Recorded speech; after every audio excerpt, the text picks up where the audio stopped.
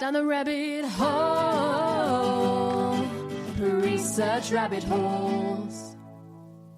Welcome everybody to another episode of Research Rabbit Holes. My guest today is Henry E. James, and we met recently at the Heidelberg Center for American Studies Spring Academy 2026. So, Henry, welcome to the podcast. Thanks, Flora. Thanks for having me on. You are a PhD candidate in US history at University College in London, and your research interests include mass incarceration, the politics and ideas surrounding crime and poverty, the impact of collapsing institutional and social trusts, and class identity in the United States. Super interesting topics. We're going to talk about a couple of them today. Before we do that, though, and you probably get this question a lot, I wanted to ask you, are your parents fans of 19th century literature? Well, it's funny because I do get that or some version of that question quite often. I can imagine. But not until I was about 19 years old when I started my undergrad degree. Before that, nobody asked. And after that, the questions haven't stopped. My mother is a fan of 19th century literature, but not a big enough one to necessarily name me after Henry James, the author. But she didn't think I'd get any questions until I was older, and she proved correct about that. Unfortunately, I chose to stay in school, long past when I maybe should have. All right. What does the E in the middle name stand for, though? Edward. Edward. But including that is my way to try to separate myself from that very long shadow. I can imagine. I'm allowed to call you Henry, though. Of course. All right. So, before we start, I would like to ask you to maybe give a brief summary of your dissertation project to our listeners. Sure. The project started as an attempt to understand the relationship between two often disconnected trends in American life after the 1960s. So on the one hand, there was a complete collapse in institutional and social trust. In 1964, 77% of Americans trusted the government to do the right thing. And by 2025, that number is down to 17%, which is quite the precipitous decline, of course. And then on the other hand, there was the punitive turn in American social policy. And I'm thinking of welfare reform and the boom of the prison population.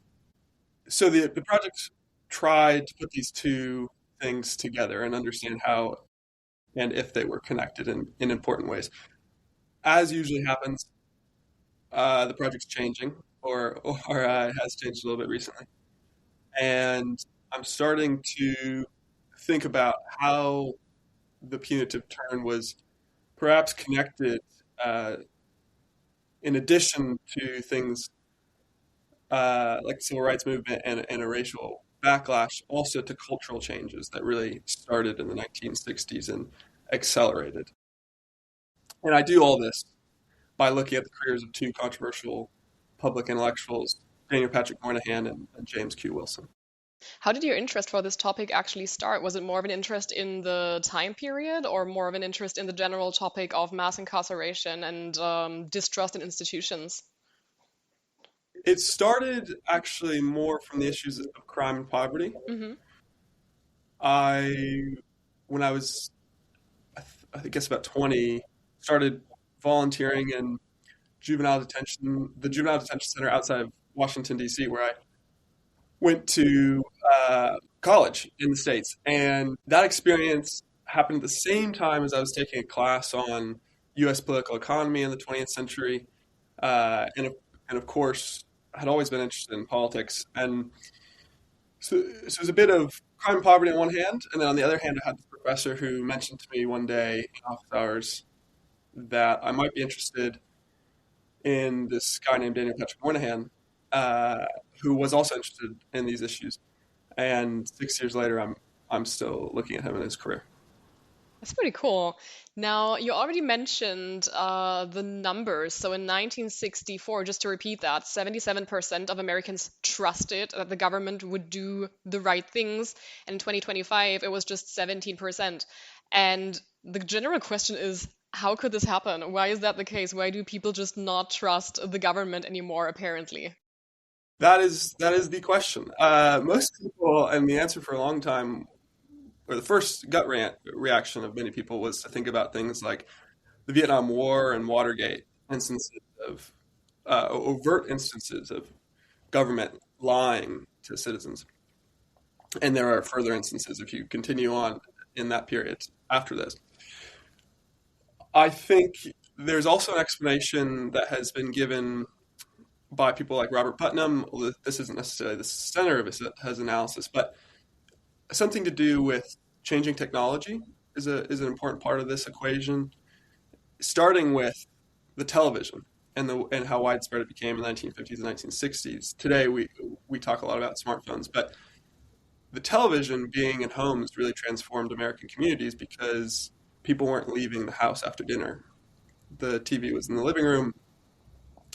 That was people's entertainment. They didn't have to go bowling, in a famous title, or participate in the other institutions and organizations that were common previous to the widespread adoption of television in homes. So technology, I think, is a really interesting angle for this question.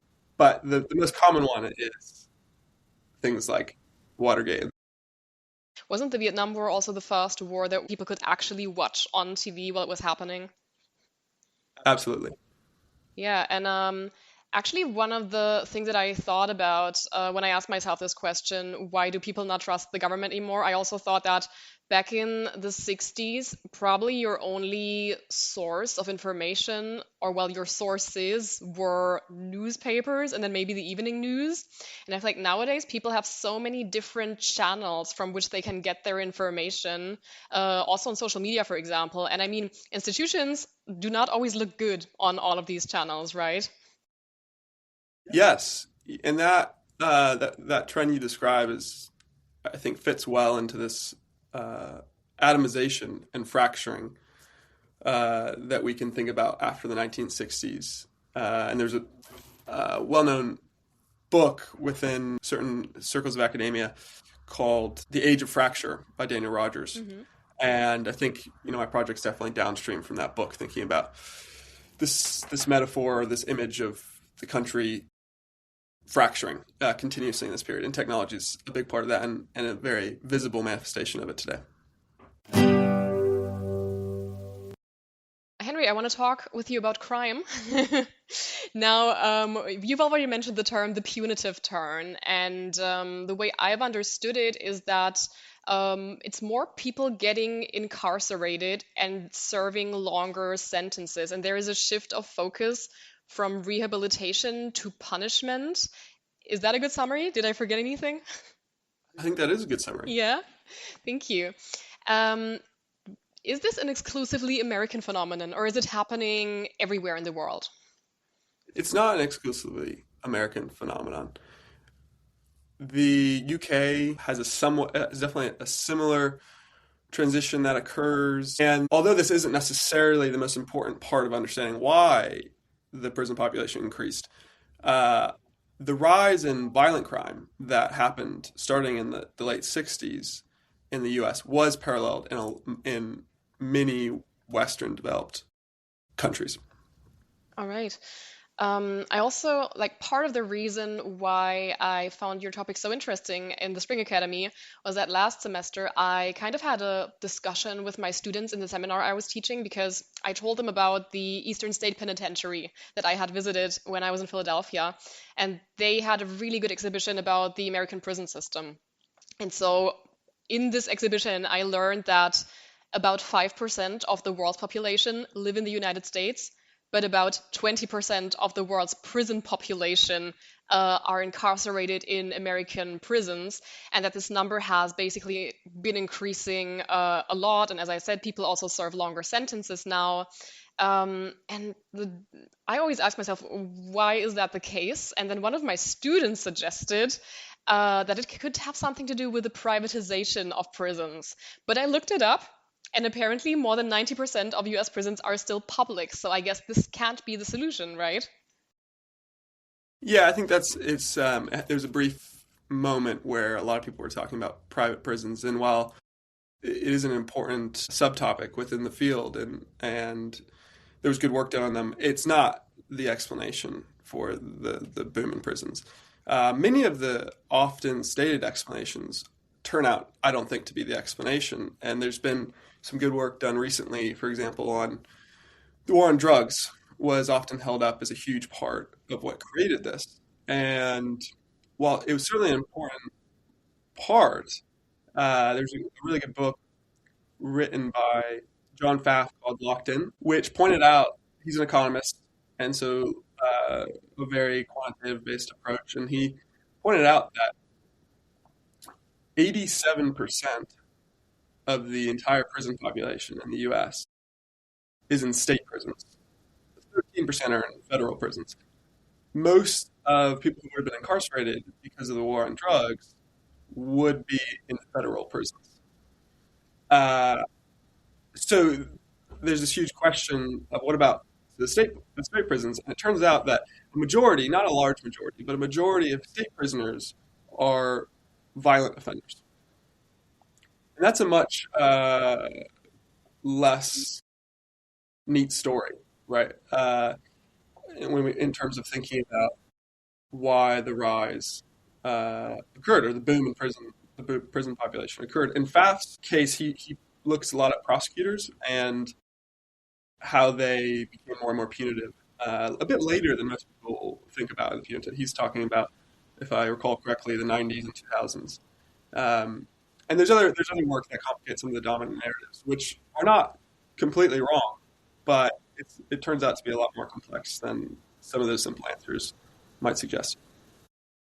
One aspect that we also discussed a bit during the Spring Academy was that scholars regularly suggest that mass incarceration is a form of racial subjugation, and that it kind of started as like a reply to the civil rights movement. It is a fact that most people who are incarcerated are people of color, right? And so I was just wondering, how is it possible to structuralize that and actually turn it into this instrument of racial subjugation? Well, yeah, it's a pretty huge question. I would say that one way to go about answering this question is to take a look at some of the work that would argue that. So the most well-known title would probably be The New Jim Crow by Michelle Alexander. And Pfaff's book is probably a direct complication to that book because it centers on the war on drugs. So in Alexander's vision, the war on drugs and its hugely disproportionate sentencing, for example, when it came to something like the off-cited example is crack versus powder cocaine, right? Crack cocaine was much more concentrated, cheaper in terms of getting the same high. It was predominantly used by poor African American communities, whereas powdered cocaine was much more expensive and was predominantly used by, upper middle class or upper class white people. And the sentences were hugely disproportionate. This is an example of just racially disproportionate sentencing. And there's many instances where race plays a really important role in the punitive turn. So complex issue, a combination of the war on drugs, racial aspect, and probably a couple of others, I guess. Yeah, and I think one other thing to say is one of the most compelling accounts, in my opinion, is this article that was written entitled "The Economic Origins of Mass Incarceration." And one of the things that the authors, Clegg and Usmani, I believe their surnames are, discuss is this multi-causal set of events and forces that all came together after the 1960s. You had, on one hand, huge economic change, so the deindustrialization of the country and especially of American cities. So jobs were leaving American cities. Factories were either shifting to the suburbs or they were starting to go overseas. You had, at the same time, the suburbanization that was happening throughout the country, often funded by the federal government. And this race plays a hugely important role in this because it's often white flight, white people leaving American cities, and supported by the federal government in doing so. And the effect of this was to cripple the tax base of city governments, right? Who all of a sudden didn't have the revenues.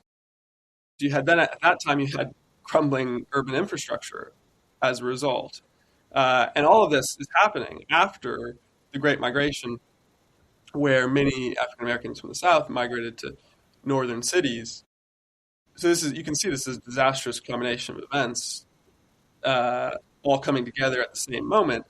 On top of that, there is uh, in Vesla Weaver's term, a front lash, a legitimate front lash that was happening in the late 1960s, where there's this offensive conservative movement that weaponizes the issue of race to win elections.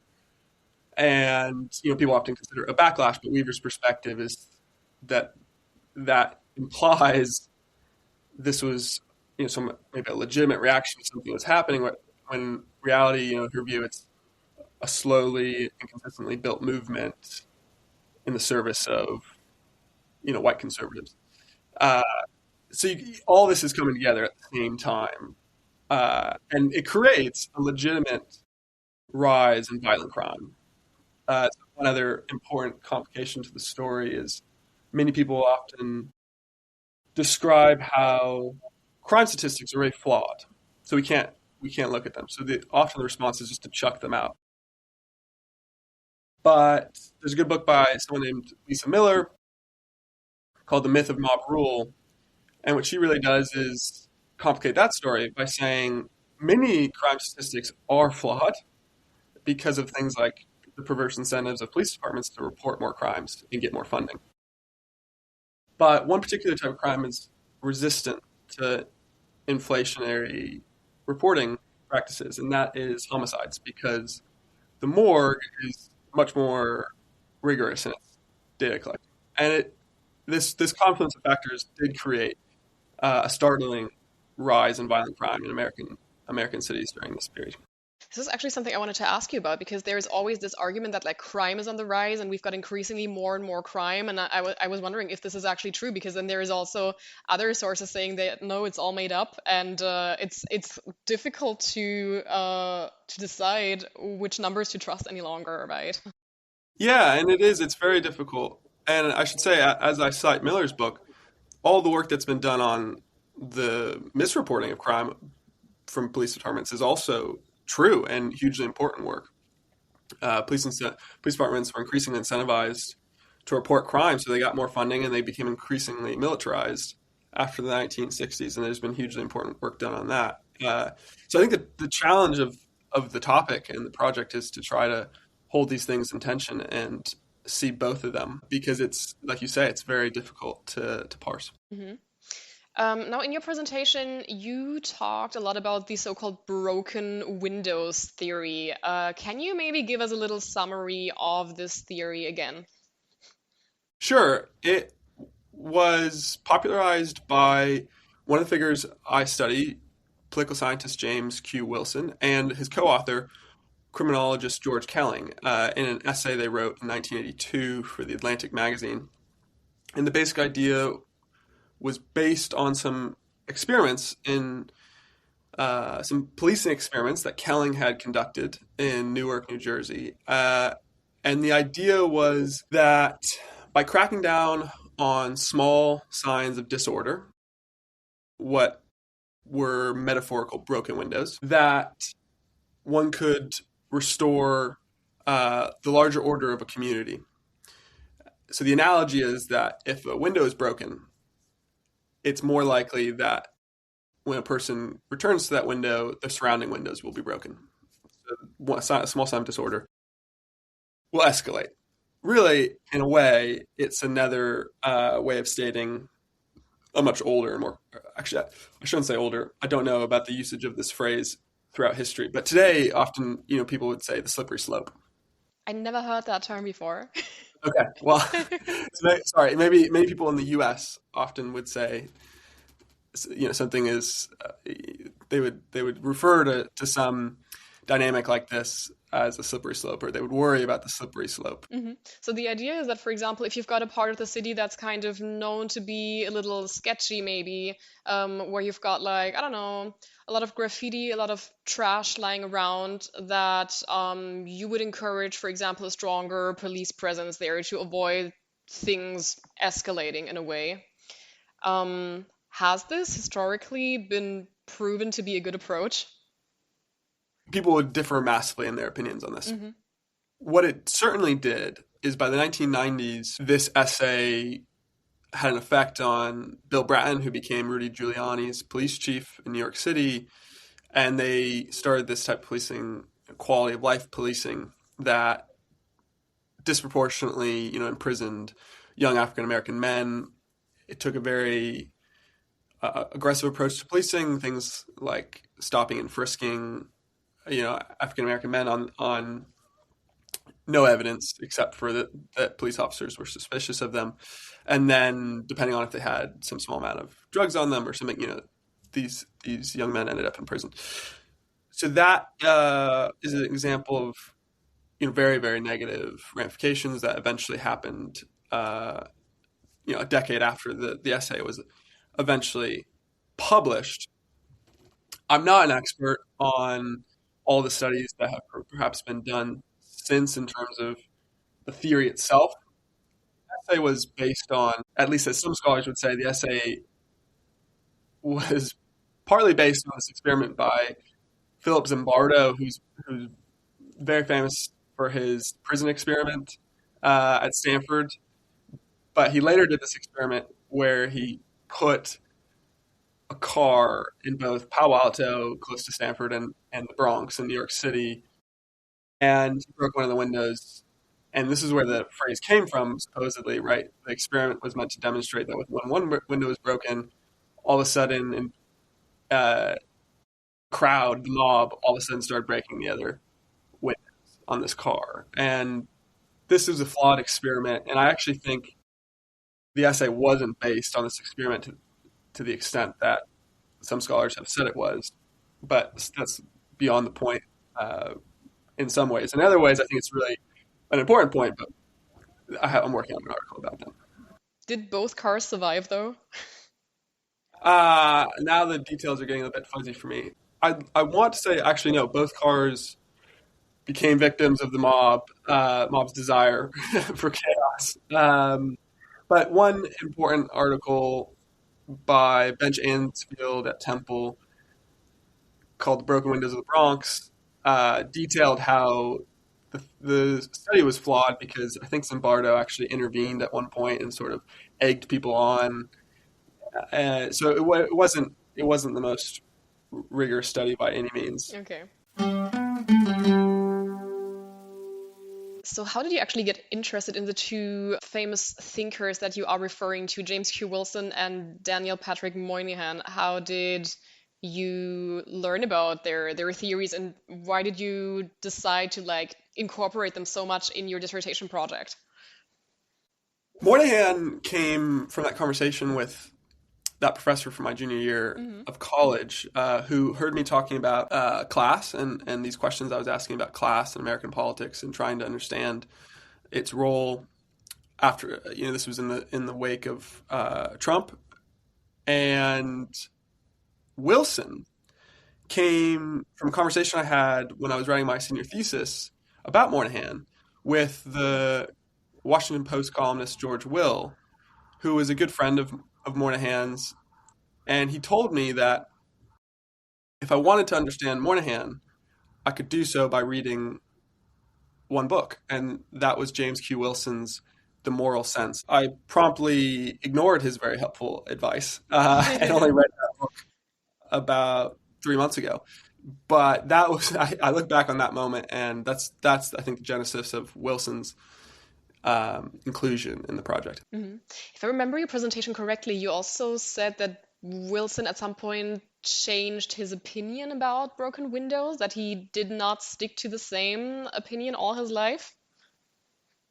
So this is what I'm thinking about at the moment, and as I said, the typical view of that essay, well, at least the view put forward in in an influential recent article is that the essay was based on this psychological study, and that the emphasis of the essay was that fixing broken windows would reduce crime. That was the purpose. And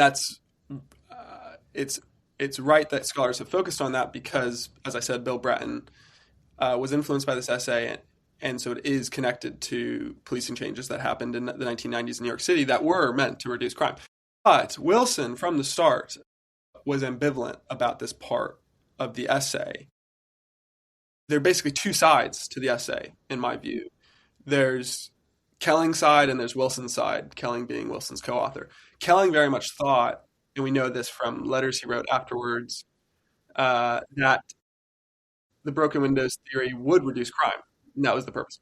Wilson, on the other hand, was skeptical of that from the beginning because there wasn't enough evidence in his view. But he thought that restoring order in communities was an end in and of itself worth striving for. And that, I think, is really important to understanding the essay and to, I think, contextualizing and putting the essay into the context of the larger punitive turn.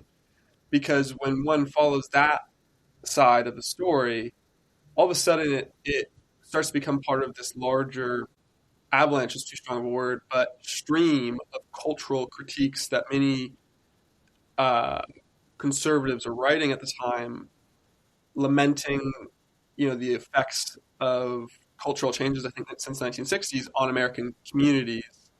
Seeing, for example, how this manifests itself in broken windows is this idea that a very legalistic procedural approach to policing had restricted the police's ability to crack down on signs of disorder that aren't necessarily illegal, but that inhibit everybody's daily life in such a way that it makes them afraid to leave their house. So in Wilson's idea, the ultimate harm of violent crime, yes, but even of lower levels of disorder, were to make people less likely to participate in their community. And that was at least how he really, I think, conceptualized the importance of the article. Now, it needs to be said that it's a very problematic or tricky part of the argument itself, because when you talk about a procedural, legalistic approach to policing being the problem, the purpose of a procedural, legalistic style of policing was to reduce prejudice and the effects of, bigotry within police departments by restricting, bad apples and their ability to do very, horrible things, which he discounted repeatedly, even in his early career. I think there's a larger significance, though, in looking at that side of the story, because rather than seeing broken windows as this crime reduction essay, which it was to some extent, but it was also part of this larger cultural critique. And I think this adds another layer to our understanding of the punitive term. So would strengthening the ties between people in a community be a way to increase trust in institutions again? It's a great question. I think Wilson would say yes. Mm-hmm. He was interested in this question of institutional trust actually in the essay itself, one of the really important things that they discuss at the very beginning is that the experiments, not the Zimbardo experiment with the car and broken windows, but the policing experiments of Kelling, which were basically testing out the effect of police officers, rather than driving around in patrol cars, getting out of their car and walking along the sidewalks and interacting with the community in a very different way, sort of community policing style, what the effects of this were. And the studies found, as they state right at the beginning of the essay, that did not reduce crime. Really? No. But it made people feel safer. And this was critical in Wilson's view. And it also increased the strength, or not, strength isn't the right word, but it improved the relationship between citizens and the police. So I think that's partially an answer to your question about whether this would improve, Mm-hmm. or the idea was whether this would improve trust. Makes sense. I just kind of thought of in how far it is actually possible nowadays to kind of strengthen the ties between people in a community again, because I feel like we live in a very individualistic society at this point. As you already said, people live in their own bubbles, and people spend a lot of time with technology, specifically phones. At the same time, we kind of have a loss of third spaces, right? And there is very often this argument that, okay, people don't really go out anymore a lot. Everybody's just at home alone on their phone. You've got a loneliness epidemic going on. And I was just wondering how it would actually be possible to create better, stronger relationships between people in a community, and whether we can actually do this, or whether we've gone too far in this development in a way. I think it's a maybe the most one of the most important questions. Mm. I I think about it a lot like you. I have no good answer. I mean, you're still at the start of your academic career, so maybe you'll come up with something at some point. Perhaps, yeah. I think as I was saying earlier, am interested in this question of technology's relationship to that problem. And one interesting way to perhaps look at it is the history of humans and the technology we create is that every time a technology is created, there's a period of, uh, so oftentimes a negative impact Hmm. ramification from that technology, which then we have to figure out how to adapt to in the long term.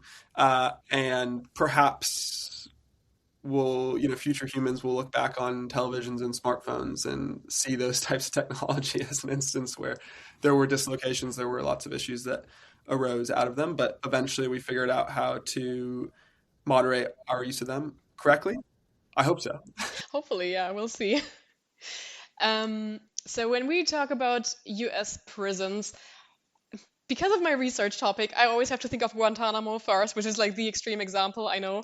But generally, when I think of US prisons, and in my mind, I compare them to, let's say, German prisons or like other European countries, um, I just find the differences so appalling. Because, for example, the way a prison cell looks, I think in US prisons, it's just very bleak in general if you compare it to European countries. And then I think one thing that many people associate with American prisons are these orange jumpsuits that prisoners have to wear. And so, for example, in Germany, prisoners get to wear their own clothes in prison. And so I've kind of thought it's also a way of humiliating people and kind of taking away their individuality to some degree. And so I wanted to ask you, were US prisons always like that, or is it also something that changed with the punitive turn? So interesting you bring that up. There's this book called Harsh Justice by James Whitman, which is all about this issue, Hmm. this difference between European prisons and American prisons, and the humiliation that, as you say, is at the center of American prisons, and that isn't present in many European prisons. And his argument for why this has developed as it has is the respective histories of the countries.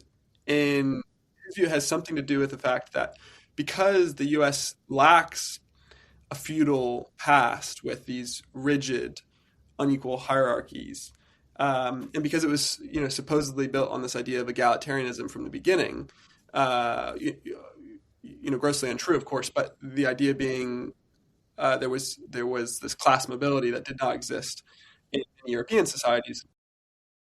That people who were criminals were because it was their own. There was this idea, a greater degree of a more forcible humiliation, precisely because society was more equal, and they still ended up, being a criminal or something along those lines. Whereas Europe, because it had this feudal and equal past, goes out of its way in the present to correct that and say, actually, we're going to make this much more egalitarian space, partially as in Whitman's, I think, account, compensation is not the right word, but because, at least partially because of its feudal past, which the U.S. lacks. That's how he diagnoses the vast differences. I've never heard of this argument before, but now I kind of want to read the book on it. It's a really interesting book. I can't, that's the best summary I can give of it after reading it. several years ago, or I should say parts of it several years ago.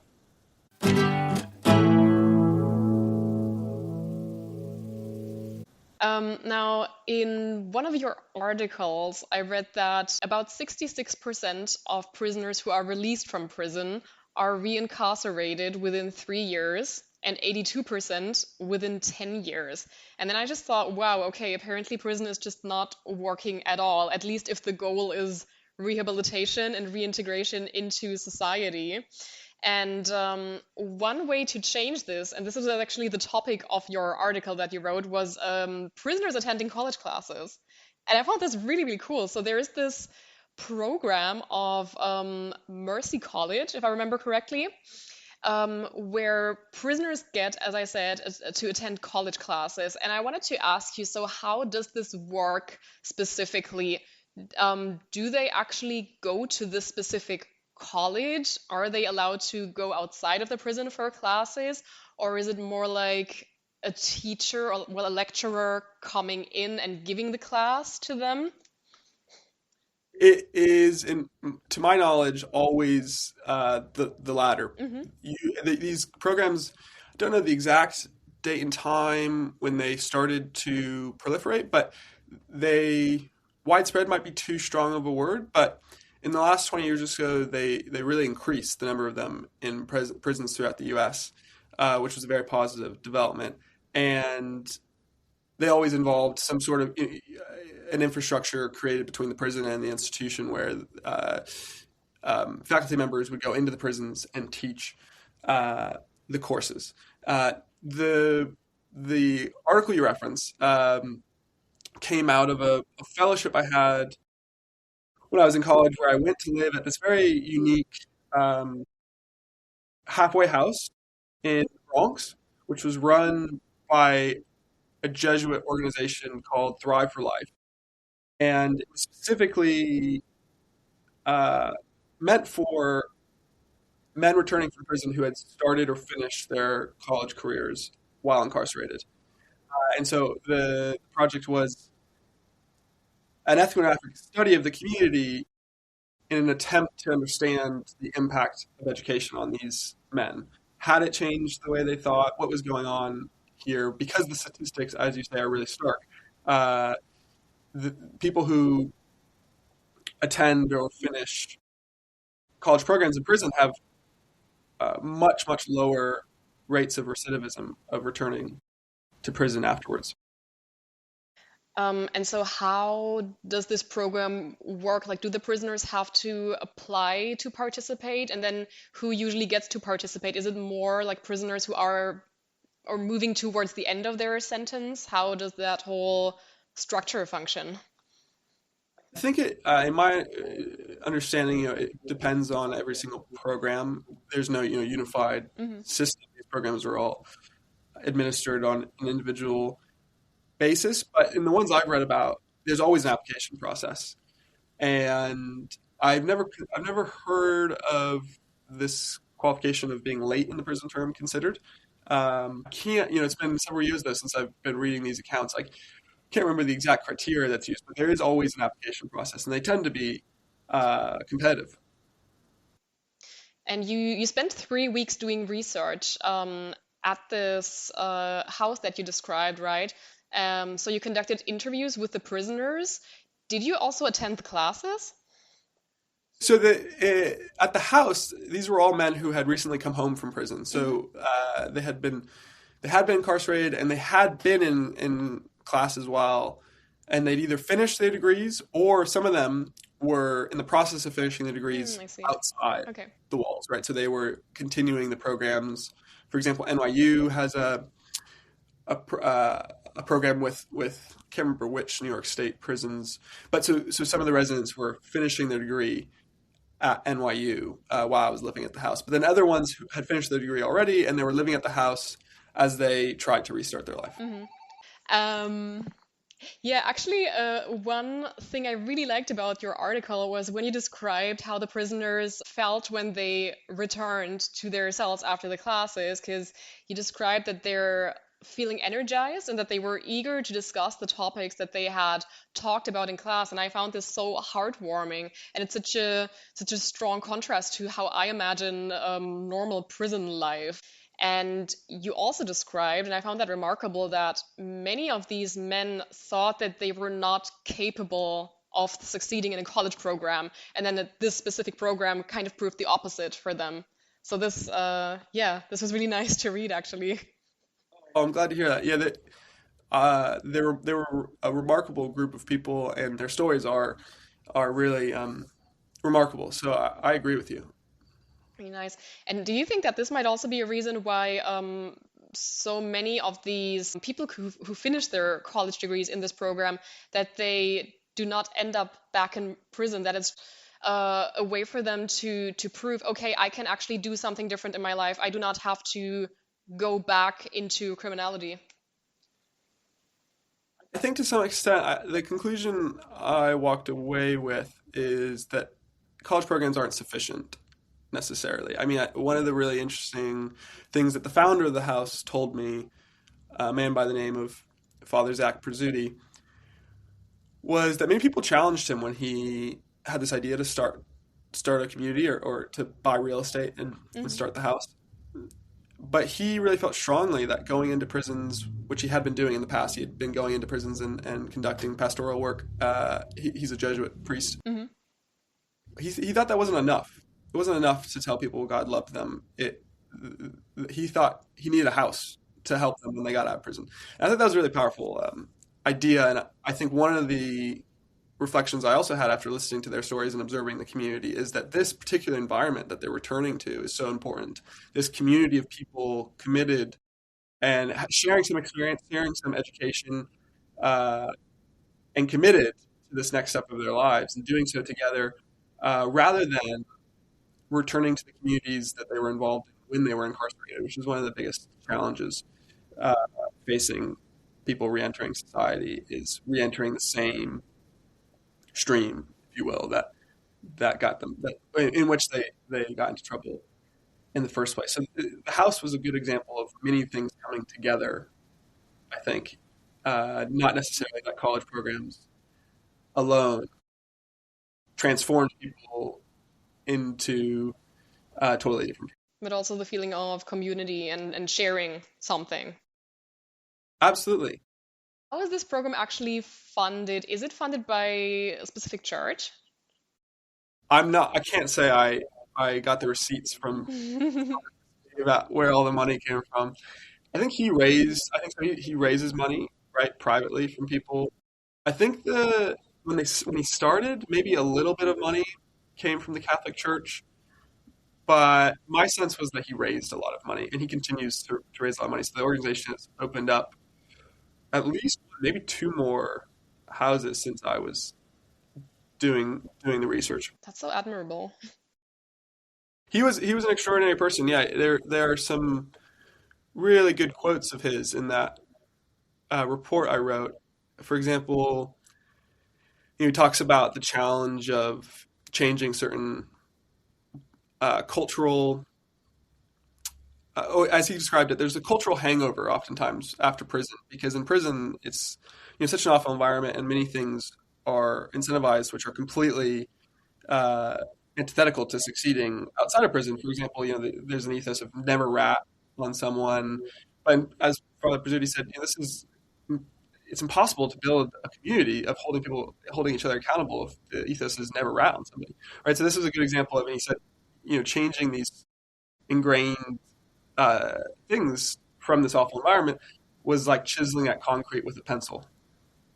And as a way of really illustrating the importance of a steadfast love, as he described it, of I can't remember the exact phrase now, but love that keeps on keeping on, that is uh, not transient. And he really embodied that as a person. People told me, we're going down the rabbit hole here, but he's really he made an impression on me. He would really stick with people, even in their fluctuations. He would always come back to them. And many residents told me about him coming back to them and really believing in them and staying with them, even if they made mistakes or had reversals. So he's an interesting character in many ways, and I think he had important insights. One other one I'll share is that he thought, charity is toxic. He didn't view it as a charity. He's not running a charity.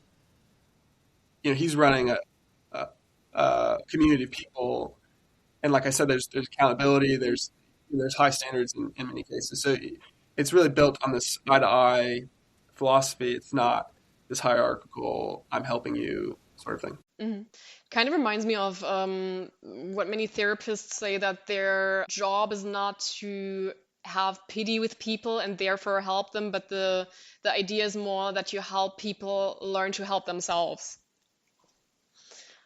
I think that's exactly another way to state many of the things he was stating. Yeah, such a wholesome story. I really hope this program continues for many years. Me too. Yeah, thank you for reading that report. I really enjoyed reading it. It was also well written.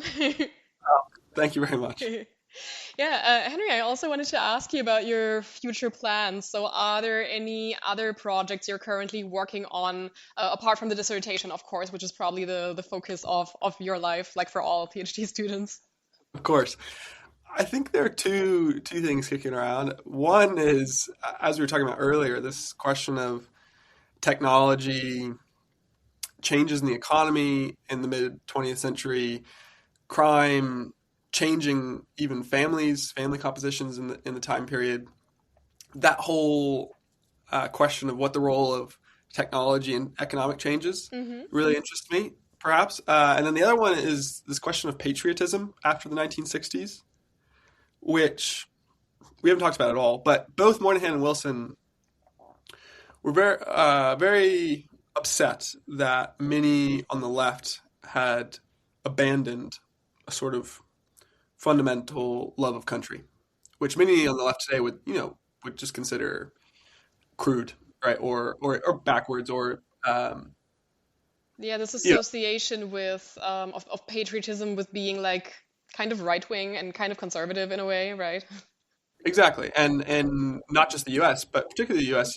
This idea that the flag has become very conservative. It's a symbol of the conservative party Yeah. or Trumpism, but it's not no longer flown to the same extent by people on the left. So, anyways, after the 1960s, I think there's this, or it seems to be there's this real shift that happens as the country starts to reckon more seriously with some of its past atrocities and injustices.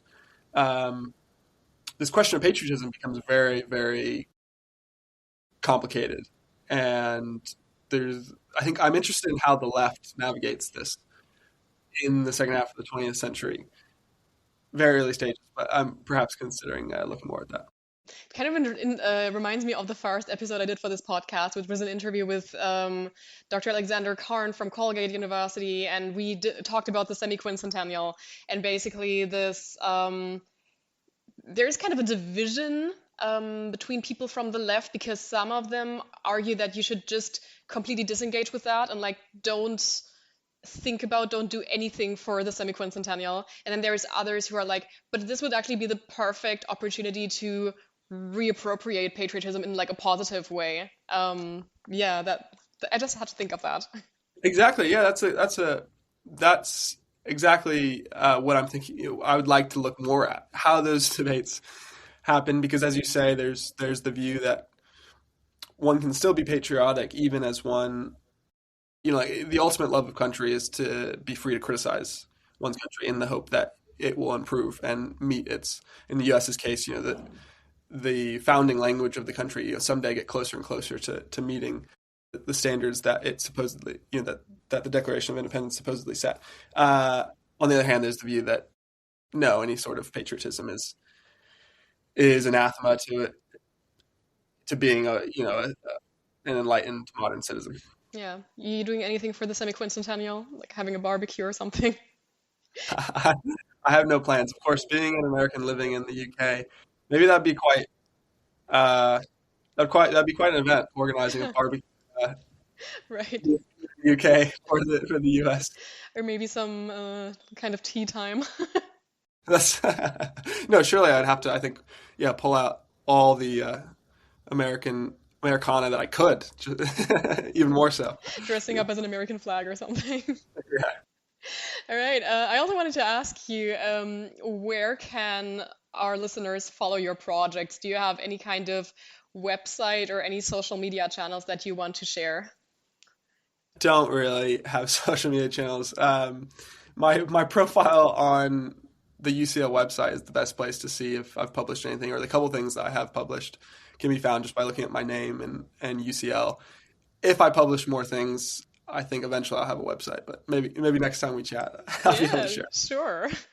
Feel free to come back anytime. Cool. Then, Henry, thank you so much for being a guest on my podcast. And yeah, thanks to all the listeners who listened to this episode. And then, yeah, see you next time. Thanks, Laura.